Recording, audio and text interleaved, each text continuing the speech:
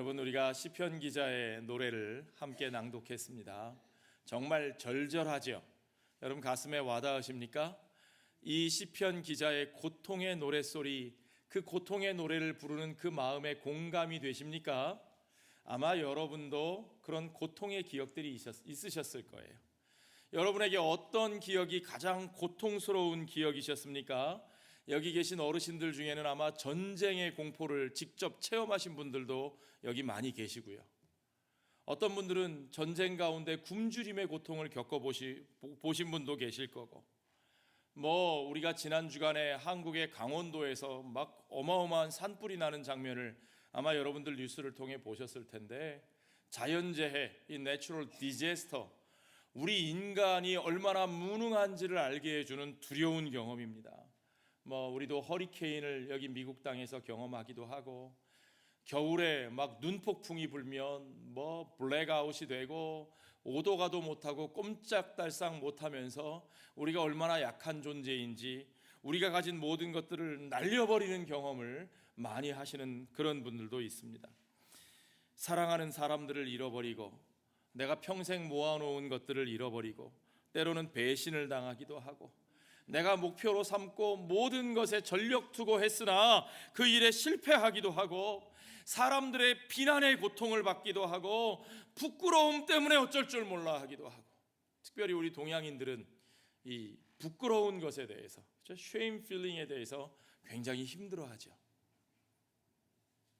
때로는 외로움에, 때로는 고독감에, 때로는 무력감에 여러분들 다 고통스러워서 정말 눈물을 흘리면서 그렇게 이 시인의 마음처럼 그 고통을 호소해 보신 기억이 있으실 겁니다. 그런데요, 아마 여러분들에게 그 중에 뭐가 제일 힘들었냐라고 물으시면 아마 한 개만 딱 꼽기가 힘들걸요. 왜냐하면 우리의 고통은 순서 정해놓고 하나씩 오는 게 아니라 막 겹쳐서 몰려오거든요. 그렇죠? 뭐가 하나가 어려운 일이 생겼다 싶으면 그 다음에 또 더 어려운 일이 막 같이 겹쳐서 몰려와서 어떻게 대처해야 될지 도대체 그냥 방법이 없는 그런 때가 있죠. 엎친 데 덮친 격이다, 우리말에 그런 말이 있는데요, 우리만 그렇게 말하는 건 아닌 것 같아요. 셰익스피어의 유명한 희곡 햄릿에 보니까 햄릿 사막 5장에 이런 가사가 나와요. 슬픔이 찾아올 때면 스파이처럼 한 명씩 오지 않고 대부대로 한꺼번에 몰려온다. 그런 경험 해보셨어요? 한꺼번에 감당할 수 없이 몰려오는 그런 고통 때문에 어찌할 바를 몰라서 막 여러분들 안타까울 때, 그때 여러분 어떻게 하십니까? 시편 기자는 오늘 그와 같은 고통 속에서 노래하고 있습니다. 정말 수없이 밀려오는 어찌할 줄 모르는 그 고통 속에서 그가 하나님 앞에 호소합니다. 그렇죠? 이 노래는요, 어느 한 사람의 개인의 노래라기보다는 이스라엘 백성들이 예배의 자리에서 온 회중으로 함께 부른 노래예요. 그러니까 이건 하나님의 백성들이 부르는 노래예요. 그런데 문제는 하나님의 백성들에게도 여전히 이 고통들이 찾아온다는 거죠. 지금 여기 나오는 이 고통들은 하나님을 안 믿어서 벌받는 사람이 당하는 것이 아니라 하나님을 믿고 하나님의 백성으로 사는 사람들이 누구나 이런 경험을 가지고 살고 있다는 거예요. 그런데 여러분, 그 하나님의 사람들은 당연히 고통이 찾아오면 하나님께 호소하죠. 우리는 하나님을 갈망합니다. 그런데 문제는 우리가 하나님께 호소해도 하나님께서 바로 응답하지 않으실 때가 많다는 거예요. 우리가 하나님께 부르짖는데 마치 하나님이 내 곁에 안 계신 것처럼, 나를 버리고 떠나신 것처럼 느껴질 때가 있다는 거예요. 여러분, 그런 거 느껴보셨어요? 예. 저도 그럴 때가 얼마나 많은지 모릅니다. 기도를 안 하진 않아요. 그래도 제가 목사잖아요. 그렇죠? 기도를 하기는 하는데 기도에 도무지 응답이 없는 것처럼 느껴질 때가 있습니다. 그런데 저만 그런 게 아니고요, 이스라엘 백성들의 삶에서도 그랬습니다. 시편 기자가 바로 그렇게 얘기하는 겁니다. 오늘 본문의 1절을 보세요. 내 하나님이여, 내 하나님이여, 어찌 나를 버리셨나이까? 어찌 나를 멀리하여 돕지 아니하시오며 내 신음소리를 듣지 아니하시나이까. 하나님은 나의 신음소리조차도 듣지도 않고 계신 것처럼 느껴진다는 거예요. 내 하나님이여, 내가 낮에도 부르짖고 밤에도 잠잠하지 아니하오나 응답하지 아니하시나이다. 밤낮으로 부르짖는데도 하나님의 응답이 내 귀에 들리지 않습니다. 특별히 이 사람이 기도가 영 형편없어서 가끔 우리가 농담으로 하는 말 중에 영빨이 약해서 그런 걸까요? 글쎄요, 우리 모두가 느낄 수 있는 그런 안타까움이죠. 아무리 신앙생활을 잘하는 사람이라도 이런 영적인 갈증에 빠질 때가 있고, 하나님의 부재, 하나님이 내 곁에 계시지 않은 것처럼 느끼는 고통이 우리 모두에게 정직하게 말하면 누구나에게 있다는 거죠. 여러분, 그때 그 고독감, 무엇이 우리를 가장 힘들게 하는지 여러분 한번 떠올려 보십시오. 제가 목회를 하다 보니까 이 투병하시는 분들을 만날 기회가 많이 있습니다. 특별히 말기암으로 싸우시는, 투병하시는 분들을 이렇게 뵙다 보면 그분들이 가장 고통스러워하시는 때가 언제냐? 새벽 시간이라는 말씀을 하셔요. 작년에 우리가 천국으로 환송해드린 우리 박영호 집사님 마지막 말기 투병하실 때 자주 찾아뵙고 예배를 드리는데, 제가 그 중에 시편의 한 구절을 읽어드렸습니다. 하나님이 새벽에 도우신다, 그런 말씀이었어요. 새벽에 우리를 도우시리로다. 그랬더니 우리 박 집사님께서 제 손을 꼭 잡으시면서 목사님 고맙습니다 그러셔요. 그래서 왜요? 목소리도 잘 안 나오시는데 새벽에 너무 힘들거든요. 정말 새벽 시간이 가장 고통스럽고 가장 힘들거든요. 하루 종일 누워 있으니까 잠자는 시간이 뭐 일정하게 그렇게 낮에 깨시고 저녁에 잠이 오는 게 아닙니다. 계속해서 통증이 막 찌르고 아프고 너무 힘들죠. 이 진통제 주사 약물이 나오도록 손에 들고 버튼을 들고 계시지만 이것도 계속 쓰다 보면 그냥 만성이 돼서 효과가 별로 없어요. 그러다가 모든 식구들이 잠들고 세상이 조용한 그 시간, 그 새벽 시간, 잠이 오지 않고 통증은 점점 고통스럽게 더 예민하게 다가오고 느껴지고, 그리고 본인의 앞날을 생각하면 눈앞이 캄캄해지는 그런 상황에 믿음을 가지려고 애는 쓰지만 확신이 서지 않고 회의가 느껴지고, 정말 한치 앞에 다음 날에 내 삶은 어떻게 될까? 내 생의 그 너머에는 어떻게 될까? 정말 하나님은 계신 걸까? 정말 그 천국에 나의 삶이 어떻게 펼쳐질까? 그 불안과 두려움과 회의와 의심과 고독 가운데서 가장 고통스러운 시간이 그 시간이 바로 그 새벽 시간이라는 거죠. 그럴 때 하나님의 말씀이 필요합니다. 그럴 때 주님의 음성이 들리면 좋겠습니다. 그런데 그 순간에 주님의 음성이 안 들리는 거예요. 하나님, 내가 가장 필요할 때 하나님은 어디 계셨습니까? 그렇게 호소하는데 그 순간에 바로 우리 하나님은 침묵하고 계시는 것처럼 느껴지는 거죠. 그렇게 고통 가운데 있는 사람들이 또 하나 견딜 수 없이 힘든 것은 사람들의 시선입니다. 사람들이 자신을 평가하는 거예요. 오늘 시편 22편 6절을 보십시오, 여러분. 거기 보니까 참 기가 막힌 표현이에요. 나는 뭐라고요? 벌레요, 사람이 아니라. 나는 벌레요, 사람이 아니라. 왜 이런 표현을 합니까? 자기 스스로가 그렇게 생각한다는 것이 아니라 사람들이 나를 그렇게 본다는 거예요. 사람들이 나를 벌레 보듯이 봐요. 나는 사람의 비방거리요 백성의 조롱거리니이다. 나를 보는 자는 다 나를 비웃으며 입술을 비축거리고 머리를 흔들면서, 무슨 뜻이에요? 아유 저거 실패한 인생, 아유 저 한심한 사람, 저 저주받은 사람, 저 모습을 봐, 저 꼴을 봐. 소리내어 말하지 않아도 그들의 표정, 그들의 행동, 그들이 보는 눈빛을 통해서 그렇게 느껴지는 거예요. 얼마나 고통스러운지 아시죠, 여러분? 더군다나 사람들이 말하는 내용을 보십시오. 8절에 보니까 그가 여호와께 의탁하니 구원하실 걸, 걸을 높이셔야 돼요. 그가 여호와께 의탁하니 구원하실 걸. 누가 하는 거예요? 사람들이 하는 얘기예요. 조롱하는 사람들이 하는 얘기예요. 그를 기뻐하시니 건지실 걸 하나이다. 이 사람이 하나님 믿는 사람인 것을 다 알아요. 그러니까 그걸 가지고 더 놀려먹는 거예요. 그가 하나님을 믿는다 하는 것 자체만으로 사람들의 조롱거리가 됩니다. 네가 하나님을 그렇게 잘 믿었어? 그럼 잘 돼야지. 왜 그 모양이야? 아유 그래 힘들어. 아이고 너 하나님 잘 믿었으니까 하나님이 다 도와주시겠네. 네가 그렇게 잘 되는 거, 잘 안 되는 걸로 봐서는 너 하나님께 복 받기는커녕 저주받은 거야. 여러분, 이런 표현은 안 믿는 사람들만 하는 게 아니라 사실은 믿는 우리들 가운데서도 우리의 연약한 형제들을 향해서 우리가 이런 표현, 이런 말, 이런 시선을 보낼 때가 얼마나 많은 줄 아십니까, 여러분?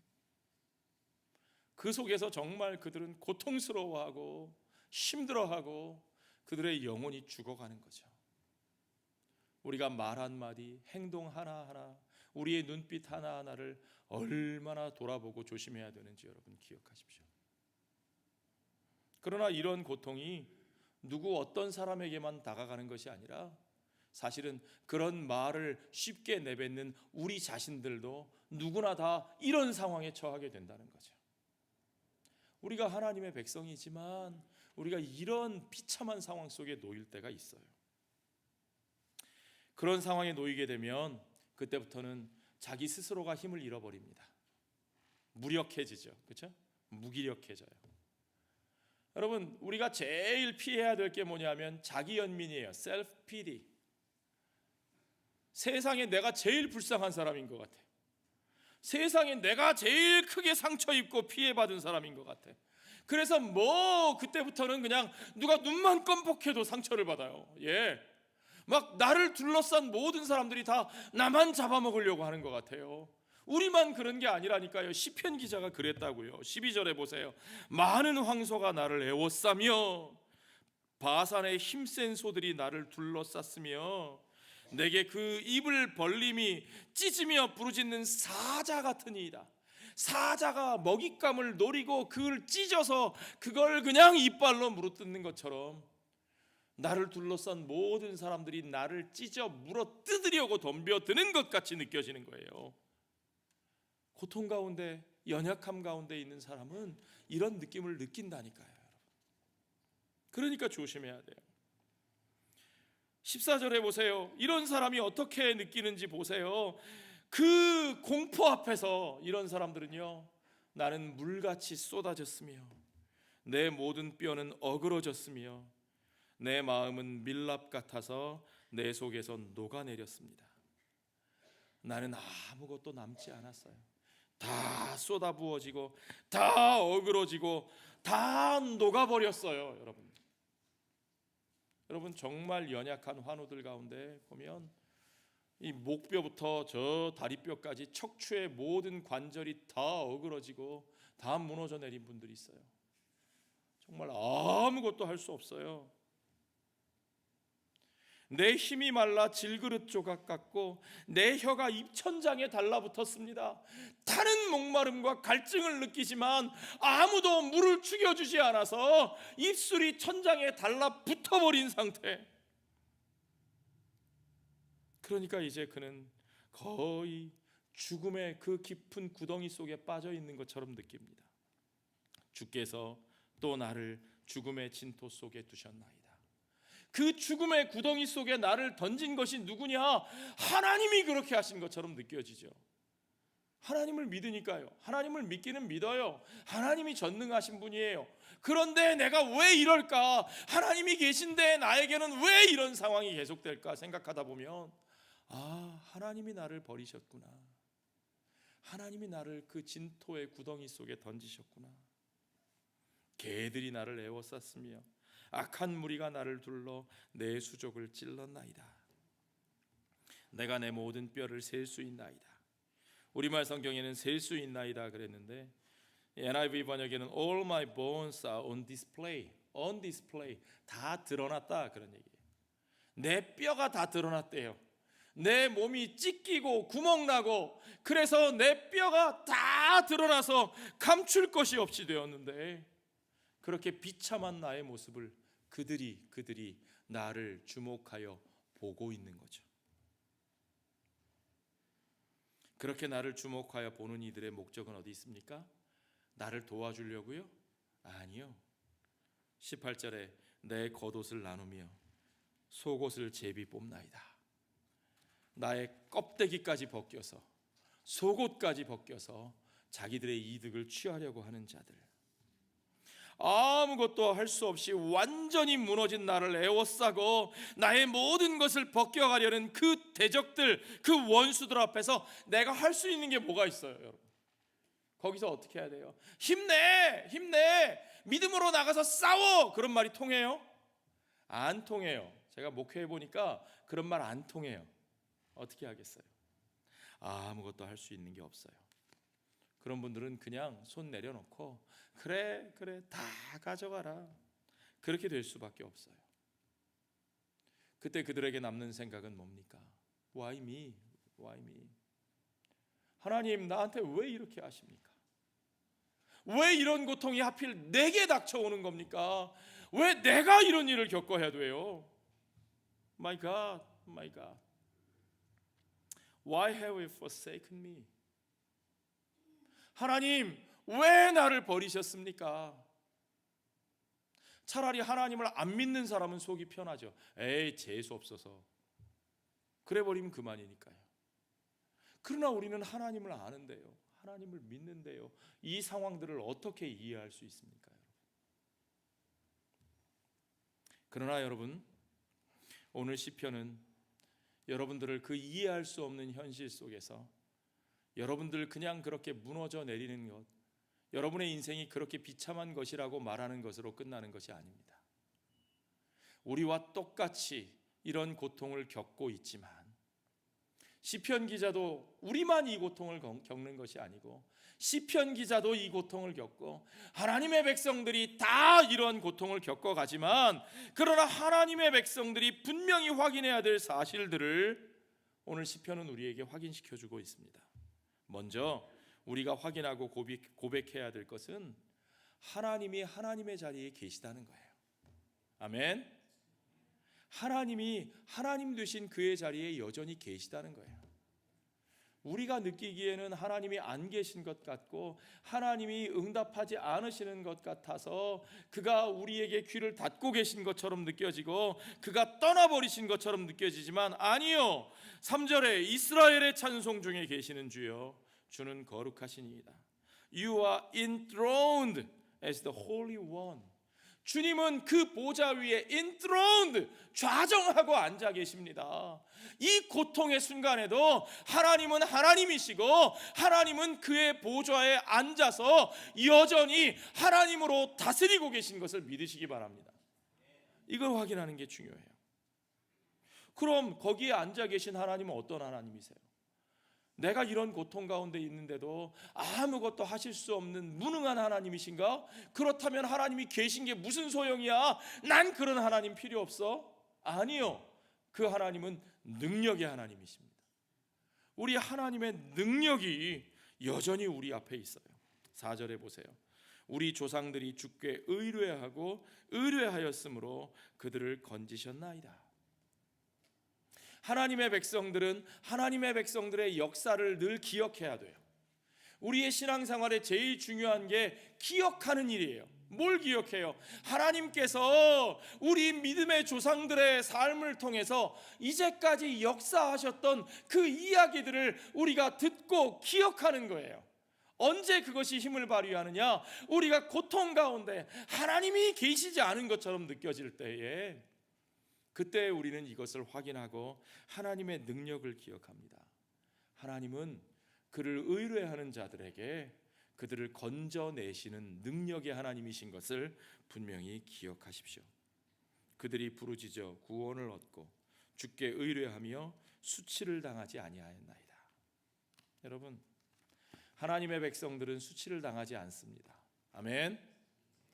우리가 하나님을 믿는 것, 지금은 그들이 니네 하나님이 어디 있느냐, 너의 하나님이 어디 있느냐, 있으면 너를 그렇게 두겠느냐 라고 말을 하지만, 그러나 아니요, 이 역사의 마지막 그 최종적인 그 순간에, 가장 결정적인 그 순간에 섰을 때 우리 하나님은 결코 우리를 그들 앞에서 수치를 당하게 하지 아니하시는 하나님이신 것을 여러분 믿으시기 바랍니다. 왜냐?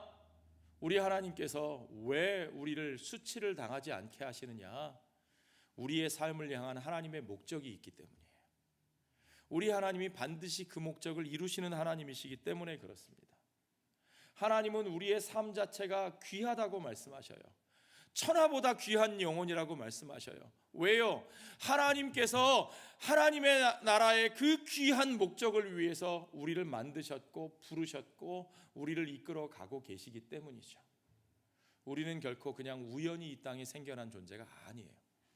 우연히 생겨난 대폭발 때문에 어떤 먼지 조각 하나가 떨어져 나와서 그 먼지 조각에 생명의 씨앗이 우연히 생겨나고 우연히 그것이 커지고 복잡해지고 자라서 그냥 우연히 오늘날 우리가 요 모양으로 만들어졌는데, 요 모양 요 꼴의 우리의 인생은 여전히 어디로 튈지 모르는 비참한 인생이냐? 아니라는 거예요. 아니라는 거예요. 우리가 그렇게 우연히 만들어진 존재가 아닙니다. 그냥 우연히 우리 어머니하고 아버지하고 눈이 맞아서 어쩌다 우연히 그분들 감정과 기분 때문에 내가 만들어지고 이 땅에 생겨난 게 아니라는 말이에요. 오늘 본문 9절을 같이 읽어봅시다. 오직 주께서 나를 모태에서 나오게 하시고 내 어머니의 젖을 먹을 때에 의지하게 하셨나이다. 내 어머니의 자궁 속에 내가 있을 때부터 거기에 나를 두신 것도 하나님이시요, 그곳에서 나를 이 세상에 나오게 하신 것도 하나님이시요, 내가 어머니의 젖을 먹으며 안겨 있을 때에도 하나님은 나를 그 하나님을 의지하는 자로 살게 하셨다는 거예요. 그 삶 속에 우리 하나님이 섭리하십니다. In God's providence, 우리의 삶의 모든 과정은 그분이 섭리하시는 과정이에요. 한치의 빈틈도 없이 섭리하셔요. 10절에 보세요. 내가 날 때부터 주께 맡긴 바 되었대요. 내가 태어날 때부터 내 인생은 주님께 맡겨진 인생이에요. 주님이 붙들고 계신 인생이에요. 아멘.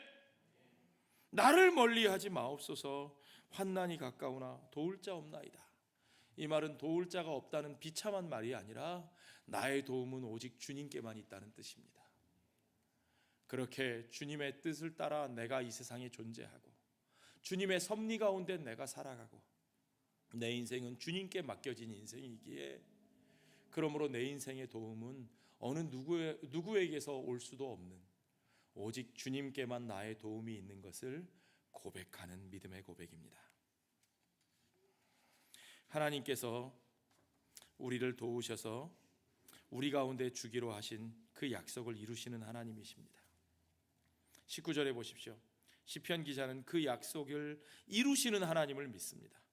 그리고 그 하나님이, 그 약속을 이루시는 하나님이 나의 힘이 되심을 고백합니다. 여호와여 멀리하지 마옵소서. 나의 힘이시여 속히 나를 도우소서. 내 생명을 칼에서 건지시며 내 유일한 것을 개의 세력에서 구하소서. 하나님이 이 귀하게 준비하신 나의 삶을 결코 저 개의 세력에 내던지지 아니하시는 것을 여러분 믿으셔야 합니다. 나를 사자의 입에서 구하소서. 주께서 내게 응답하시고 들소의 뿔에서 구원하셨나이다.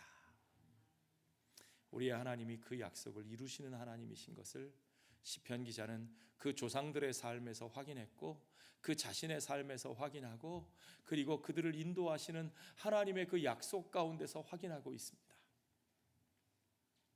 여러분, 우리의 신앙이란 어쩌면 고통 없는 삶을 구하는 것이 아니고요, 우리가 여호와께 복을 받는다는 것은 고통이 없는 삶을 누리는 게 복을 받는 것이 아니고요, 이 모든 고통 가운데서 하나님의 백성의 삶에 이런 고통이 있다니까요. 아니, 오히려 하나님의 백성이기 때문에 우리가 이런 고통을 더 겪는다니까요. 진짜로요. 그게 싫으신 분은 지금이라도 빨리 다시 생각해 보세요. 그러나 우리의 신앙이라는 것은 하나님의 백성으로서 우리가 이 고통 가운데서도 하나님의 백성으로 사는 법을 배워나가는 거예요. 아멘. 이 시편을 읽는 그리스도인들이라면 이 모든 고통이 내 자신의 고통과 비슷하다 느낄 것이고, 또 하나님의 백성들 모두의 고통이라고 느낄 것이고, 그러나 이 시편을 여러분 자세히 읽어가면서 이게 뭐 느껴지는 거 없으셨어요? 이거 어디서 많이 본 얘기들이 많이 나온다, 그렇게 느껴지지 않으셨어요? 어디서 본 얘기들이 나와요? 복음서, 예수님이 이야기, 특별히 예수님이 고난받으시고 십자가에 달리시는 바로 그 장면 속에서 나오는 그 표현들이 너무 많이 나오는 거죠. 그렇죠? 예수님 자신이 겪으신 고난과 그 죽음의 과정을 우리에게 그대로 보여주고 있어요. 마치 그림을 그려 보여주는 것처럼. 하나씩 볼까요, 여러분? 예수님이 사람들로부터 비방과 조롱을 당하셨죠. 사람들이 말하기를 네가 하나님의 아들이거든 네 스스로 그 십자가에서 내려오라. 또 뭐라 그래요? 그가 믿는 하나님이 그를 구원하실 것이라고. 그래, 구원하실 걸? 내버려도 그가 진짜 하나님의 아들이면 하나님이 구원하실 걸? 그 걸의 액센트 봤잖아요. 그렇죠? 군중들에게 구름같이 둘러싸여 그들 가운데 벗겨지고 살이 찢기시고 피를 쏟으시고, 그 피를 쏟으시면서 타는 목마름을 호소하시는, 내가 목마르다고 호소하셨던 바로 그 주님의 모습. 로마 병사들은 그분의 겉옷과 속옷까지 제비 뽑아서 나눠 가지는 그 모습, 그리고 예수님은 그 죽음의 진토 속에 실제로 묻혀 장사되시기까지, 이 모든 장면이 하나님의 백성들이, 우리들이 겪는 고통이면서 또한 우리가 겪는 그 고통, 우리가 우리의 죄 때문에 이 세상에서 겪을 수밖에 없는 이 고통들을 죄 없으신 우리 예수님께서 친히 우리의 그 모든 고통을 하나도 남김없이 완전히 겪으신 그 모습을 우리는 분명하게 그려볼 수 있습니다. 그래서 이 시편의 첫 구절이 뭐였어요? 엘리 엘리 라마 사박다니, 나의 하나님 어찌하여 나를 버리시나이까. 우리 예수님께서 십자가에서 마지막으로 절규하셨던 바로 그 말씀이 바로 이 시편의 1절로 나오는 것을 우리가 확인하지 않았습니까? 우리 예수님께 가장 고통스러운 것은 그거였습니다. 채찍에 맞으시는 것도, 창에 찔리시는 것도, 사람들에게 배신당하고 조롱당하시는 것도 아프셨겠지만, 그러나 하나님 아버지와 분리되시는,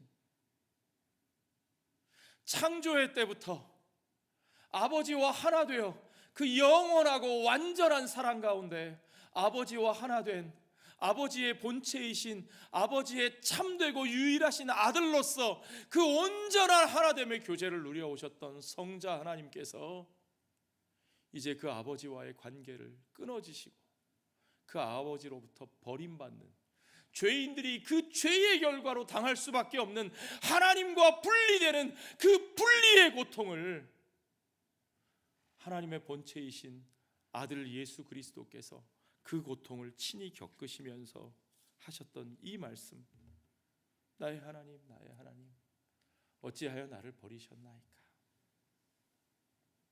그가 이 고통을 겪으셨기에 우리는 진정으로 그분과 하나 될 수 있고, 그분과 하나 된 우리들은 이제 그분이 이 사망과 죄의 권세를 이기고 그 죽음 속으로 들어가셨다가 그 죽음을 이기고 부활하심으로 말미암아 이제는 그와 하나 되어 새로운 생명의 역사가 우리 가운데 시작되는 것을 여러분 믿으시기 바랍니다.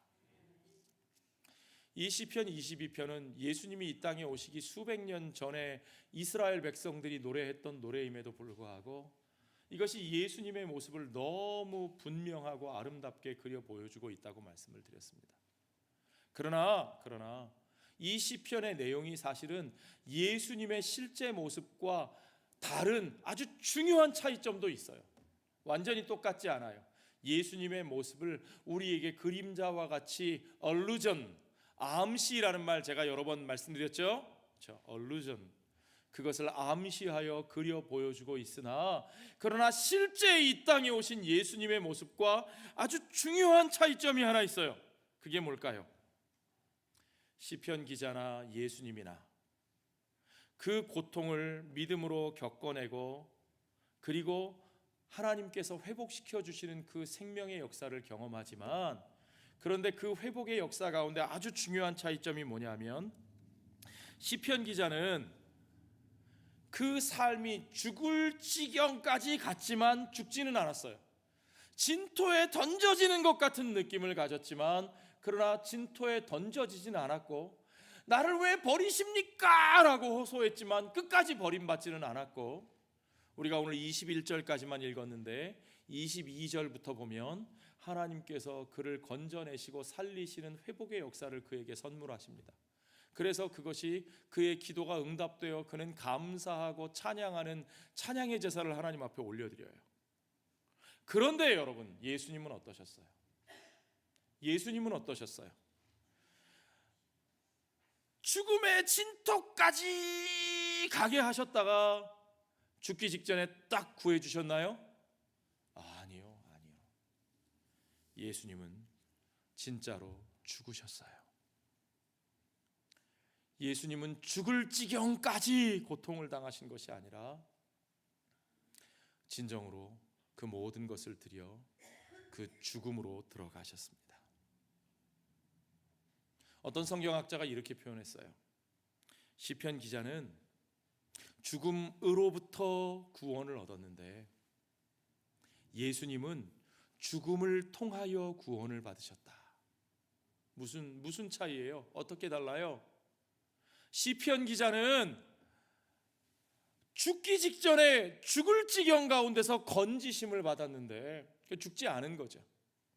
예수님은 온전히 버림을 받으셨고 죽임을 당하셨고 그리고 그 죽음을 통해서 죄와 사망의 권세를 이기게 하셨고 그 자신이 죄와 사망의 대가를 치르시는 그 죄의 대가를 죽음이라고 하는 죄의 대가를 우리를 대신하여 치러 주심으로 말미암아 그 죽음을 통하여 그가 부활의 구원을 얻으셨을 뿐만 아니라 그와 연합하는 오고 오는 세대의 모든 주의 백성들이 그와 함께 그 죽음을 이기고 생명을 얻는 구원의 역사를 이루신 것을 여러분 믿으시기 바랍니다.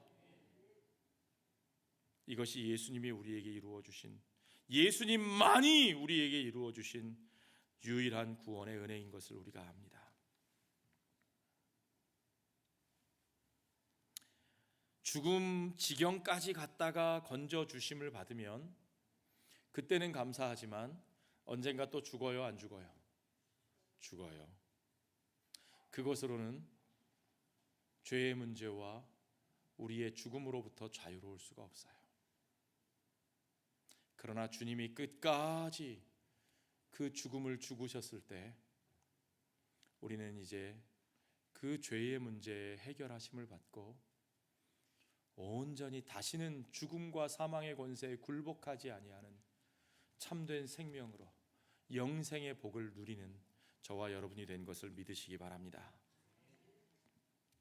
시편 기자는 그의 생명을 회복하시는 하나님 앞에 감사의 찬양을 드려요. 물론 이것은 불완전하다고 말씀드렸어요. 우리 주 예수 그리스도의 온전하신 죽음을 통해서만 완전해져요. 그러나 우리 하나님의 백성들이 드리는 예배의 모습을 잘 보여주고 있습니다. 그 생명의 부활을 이루실 예수님을 통해서 우리가 드리는 예배가 무엇이냐? 우리는 피의 제사를 하나님 앞에 바치는 것이 아니라 우리는 우리를 위해서 피 흘리신 하나님으로 말미암아 이제 그 감사와 찬양의 제사로 우리의 형제들과 함께 찬미의 제사로 나아가는 사람들인 것을 믿으시기 바랍니다. 22절에 보세요. 우리 22절부터 26절까지 쭉 같이 읽어볼까요? 내가 주의 이름을 형제에게 선포하고 회중 가운데에서 주를 찬송하리이다. 여호와를 두려워하는 너희여 그를 찬송할지어다. 야곱의 모든 자손이여 그에게 영광을 돌릴지어다. 너희 이스라엘 모든 자손이여 그를 경외할지어다. 그는 곤고한 자의 곤고를 멸시하거나 싫어하지 아니하시며 그의 얼굴을 그에게서 숨기지 아니하시고 그가 울부짖을 때에 들으셨도다. 아멘. 하나님은 우리의 곤고와 고통에 외면하지 아니하시고 그 백성이 울부짖을 때에 들으시는 하나님이신 것을 여러분 믿으시기 바랍니다. 우리가 지난 주간에 사무엘상 앞부분을 읽었는데 1장부터 4장까지 읽었는데 한나가 고통 가운데 부르짖을 때 하나님이 들으셨어요. 아멘. 그 한나의 노래를 그대로 이어진 그것을 모티프로 삼은 노래가 있는데 그것이 누가복음 1장에 나오는 마리아의 노래예요. 마리아의 노래. 비천한 작은 계집종의 그 울부짖음을, 그 비천함을 하나님께서 돌보셨도다. 그의 백성들의 부르짖음을 하나님께서 들으셨도다. 그래서 하나님께서 한나에게 그 아들을 주시고 하나님께서 마리아에게 그 아들을 주시고 그 아들을 통하여 하나님이 준비하신 새로운 세대를 예비하시는 하나님의 역사가 그들 가운데 펼쳐집니다. 하나님은 우리의 부르짖음을 들으시는 하나님이십니다. 25절부터 같이 읽죠. 큰 회중 가운데에서 나의 찬송은 주께로부터 온 것이니 주를 경외하는 자 앞에서 나의 서원을 갚으리이다. 겸손한 자는 먹고 배부를 것이며 여호와를 찾는 자는 그를 찬송할 것이라. 너희 마음은 영원히 살지어다. 아멘. 이 영원한 부활의 생명을 누리는 저와 여러분 되시기 바랍니다. 이 영원한 생명의 찬양이 넘쳐나는 우리들의 예배가 되기를 주의 이름으로 축원합니다. 여러분, 이 시편 기자의 증거는 오직 예수 그리스도의 부활을 통해서만 온전하게 성취됩니다. 예수 그리스도의 부활을 통해서 이 희미하게 바라보던 암시는 분명한 실제로 어둠 가운데 빛으로, 허상 가운데서 실체로 우리 앞에 믿음의 소망으로 나타나는 것을 여러분 믿으시기 바랍니다. 시편 기자가 이 희미하게 바라보던 것을 이제 우리는 예수 그리스도 안에서 분명하게 바라볼 수 있습니다. 그리스도의 죽으심과 부활을 통해서 이제 우리에게 열려진 새로운 소망, 하나님이 결코 우리를 여기에 버려두지 않으신다. 우리가 정말 생각지도 못했던 방법, 상상할 수도 없었던 방법, 하나님이 친히 우리의 죄를 위하여 우리 가운데 오셔서 하나님이 친히 그 십자가에서 피 흘리시고 우리의 피 흘림의 악순환을 끊어내시며 이제 그 백성들을 용서하실 뿐만 아니라 이제 그 백성들이 피해 얻고 상처받고 고통받던 그들의 대적들까지도 온 열방 가운데서 그들을 불러 그들을 하나님의 백성이 되게 하시고 그 열방과 함께 우리를 하나님을 찬양하게 하시는 놀라운 비전이 오늘 이 시편 22편의 마지막 장면에 나옵니다. 27절부터 한번 같이 읽죠. 땅의 모든 끝이 여호와를 기억하고 돌아오며 모든 나라의 모든 족속이 주의 앞에 예배하리니 나라는 여호와의 것이요 여호와는 모든 나라의 주제심이로다.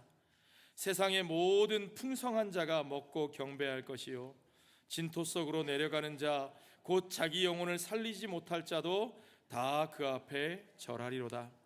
후손이 그를 섬길 것이요 대대의 주를 전할 것이며 와서 그의 공의를 태어날 백성에게 전하며 주께서 이를 행하셨다 할 것이로다.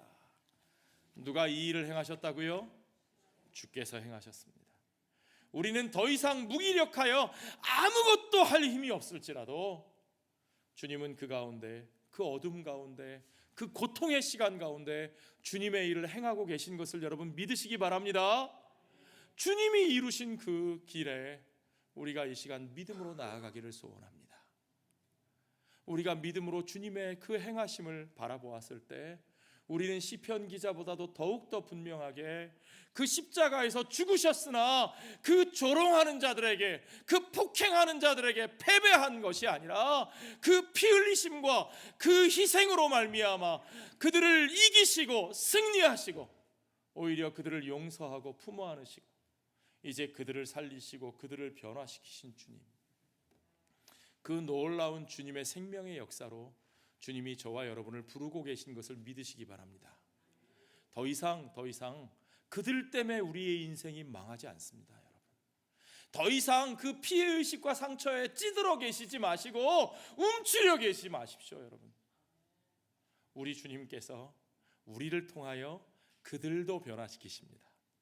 우리의 목적은 그들을 이기고 그들에게 복수하는 게 목적이 아니고 우리 주 예수님이 그 십자가의 피 흘리심과 죽으심으로 이루신 것처럼 우리를 대적하던 그들까지, 온 열방과 모든 족속들까지 그들을 그리스도의 사랑 안에서 그들을 다시 불러 모아 그들을 회복시키고 변화시켜 온 열방과 더불어 우리 하나님을 찬양하는 그 놀라운 생명의 역사, 마지막 날의 비전이 저와 여러분 가운데, 저와 여러분을 통해서 우리들의 교회 공동체를 통해서 이루어질 것을 분명히 믿는 저와 여러분, 이제 우리 더 이상 망설이지 말고 그 주님의 길로 갑시다.